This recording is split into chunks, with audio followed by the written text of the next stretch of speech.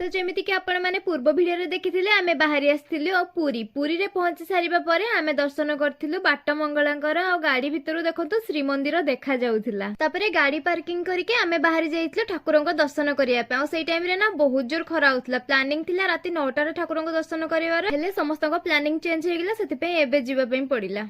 आ सेई खरारे ठाकुरंको दर्शन करके आसिला बेलको अवस्थार तो 12 बाज जाइथिला। पुणी मंदिर एते भीड़ थिला जे ठाकुरंको ठीक रे देखि भी हेलानी। बस सेति पे खुशी लगुच अभड़ा खाइबा पे मिलिला, सेटा पुणी गरम गरम। आ मंदिर बेढ़ा भितरे जेतिके भी मंदिर थिला सब मंदिर आमे बुलिकी देखिलु। तापरे आमे आसिकी पहुंचिलु गोटे दुकान रे। सेठी किछि किणा किणी कला परे आमे बाहर जाइथिलु समुद्र आड़े। समुद्र कूल रे किछि समय बुलाबुली कला परे आमे जाइथिलु खाइबा पई। आ मु खाइथिली भेज मोमो। सेदिन आमे पुरी रे रही थांतु, हेले किछि काम थिला तो सेति पे रही हेलानी, पळि आसिलु। भिडियोटी लेट रे एथि पे पोस्ट कली कारण मो देह टिके खराब हे जाइतिला। भिडियोटी भल लागितले लाइक शेयर निश्चय करनेबे।